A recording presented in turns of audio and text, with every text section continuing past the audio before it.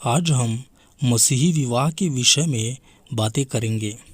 Bible इस बात को बताती है कि विवाह एक पवित्र संबंध है। बाइबिल में लिखा हुआ है इब्रानियों की पत्री में कि विवाह सब में आदर की बात मानी जाए और विवाह बिछौना पवित्र रहे। विवाह एक आदर और पवित्रता का रिश्ता है।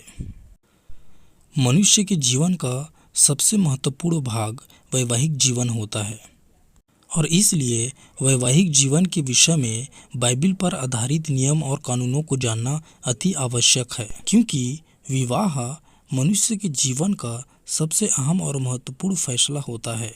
और यदि हम एक मसीही व्यक्ति हैं तो यह हमारे लिए बहुत बड़ी आशीष और शाप भी हो सकती है। विवाह की स्थापना स्वयं परमेश्वर ने की थी अदन की वाटिका में। उत्पत्ति में इस बात को हम देख सकते हैं। इसके साथ ही साथ आरंभ में परमेश्वर ने एक ही पत्नी और एक ही पति करके वैवाहिक जीवन को स्थापित किया था। आज के इस संदेश में हम देखेंगे कि विवाह के कारण क्या है, विवाह किससे करना चाहिए और विवाह कब करना चाहिए इत्यादि बातों को। सबसे पहले प्रश्न पर हम ध्यान देंगे और वो है विवाह के कारण।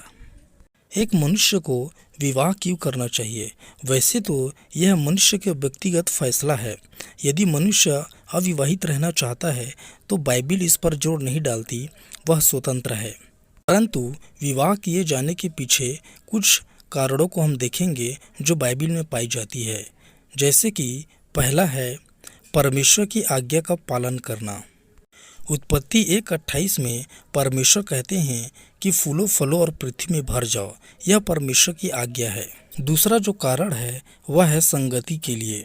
उत्पत्ति 2:18 में लिखा हुआ है, फिर यहोवा परमेश्वर ने कहा, आदम का अकेला रहना अच्छा नहीं। यह संगति सिर्फ शारीरिक नहीं है परंतु मानसिक और आत्मिक भी है। तीसरा जो कारण है वह है साझेदारी। सबोपदेशक 4:9-11 में इस बात को हम पढ़ते हैं, वचन में लिखा हुआ 1 से 2 अच्छे हैं, क्योंकि यदि उनमें से एक गिरे तो दूसरा उसको उठाएगा। एक शरीर बनाने के लिए 2 की आवश्यकता होती है, अर्थात एक दूसरे के लिए सहयोगी हो। पांचवा जो कारण है या रीज़न है वह है प्रजनन के लिए।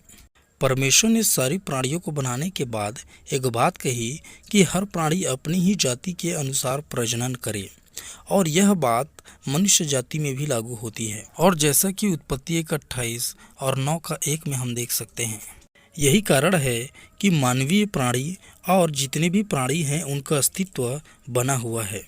अब दूसरा जो महत्वपूर्ण विषय है वह है विवाह किससे करना चाहिए। सबसे पहली और महत्वपूर्ण बात है कि विवाह विश्वासियों से ही होना चाहिए। दूसरा कुरिन्थियों 6:14 से लेकर के 17 में इस बात को हम पढ़ सकते हैं कि अविश्वासियों के साथ असमान जुए में न जुटो। यह बात बिल्कुल सत्य है, क्योंकि परमेश्वर की दृष्टि में ईश्वरीय व्यक्ति और एक अविश्वासी का परस्पर विवाह के पवित्र बंधन में बंध कर एक तन हो जाना विडंबना है। वे दोनों एक कैसे हो सकते हैं जबकि एक परमेश्वर पवित्रता और धार्मिकता की सेवा करता है और दूसरा पाप और शैतान की सेवा करता है? वे सच्ची साझेदारी और संगति कैसे बनाए रह सकते हैं? दूसरी जो बात है वह है परमेश्वर का भय मानने वाला होना चाहिए। बाइबिल में लिखा हुआ है नीति वचन में कि शोभा झूठी और सुंदरता व्यर्थ है, परंतु जो स्त्री यहोवा का भय मानती है उसकी प्रशंसा की जाएगी। परमेश्वर के वचन के अनुसार यदि किसी का जीवन नहीं है तो यह जीवन साथी भी योग्य नहीं हो सकती। अब तीसरी महत्वपूर्ण विषय वैवाहिक जीवन के विषय में वह यह है कि विवाह कब करना चाहिए। आइए इस विषय में भी हम कुछ बातों को देखते हैं। सबसे पहली चीज़ कि आप इसके लिए फिजिकली और मेंटली रूप से प्रिपेयर हो जाएं। यदि आप शारीरिक और मानसिक रूप से मैच्योर नहीं हैं तो आप अभी भी शादी के लायक नहीं हैं, भले ही आपके अंदर इच्छा जागृत क्यों ना हो गई हो। अतः सबसे पहले आप शारीरिक और मानसिक रूप से अपने आप को तैयार कर लें, योग्य बना लें। दूसरी चीज़ कि आपके अंदर इच्छा जागृत होनी चाहिए। ऐसा नहीं है कि दूसरों को देख करके आप शादी करने का फैसला कर रहे हैं या किसी अन्य दबाव में फैसला कर रहे हैं, बल्कि आपकी स्वयं की स्वतंत्र इच्छा होनी चाहिए। आपको अपनी अंतरात्मा में यह लगना चाहिए कि अब मुझे शादी करने की आवश्यकता है। तब आप शादी के लिए बिल्कुल तैयार हैं। तीसरी चीज़ कि एक सही समय की प्रतीक्षा करें। बाइबिल में लिखा हुआ है कि प्रेम जब तक अपने आप से ना उठे तब तक उसे ना जगाओ। अतः जब तक आपका प्राण प्रिय आपसे मिल न जाए तब तक आप उस प्रेम को अपने अंदर ही समेट करके संभाल करके रखिए। ऐसा ना हो कि विवाह करने की जल्दबाजी करके आप अपना दिल किसी को दे दें और यह आपके लिए घातक हो जाए। चौथी महत्वपूर्ण बात कि आप उस व्यक्ति को सबसे पहले अच्छी तरीके से जान लें और परख लें। जिस भी व्यक्ति के साथ आप विवाह करना चाहते हैं या जिसे आप पसंद करते हैं, सबसे पहले आप उसको भली भांति जान लीजिए।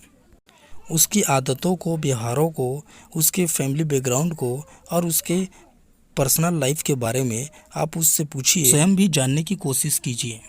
आज के संदेश में बस इतना ही। आगे फिर एक नए संदेश के साथ आपसे फिर मिलेंगे। आज की वीडियो में बस इतना ही। आगे फिर एक नए संदेश के साथ आपसे मिलूंगा और यदि कुछ सुझाव हो, कमेंट हो तो आप नीचे लिख सकते हैं।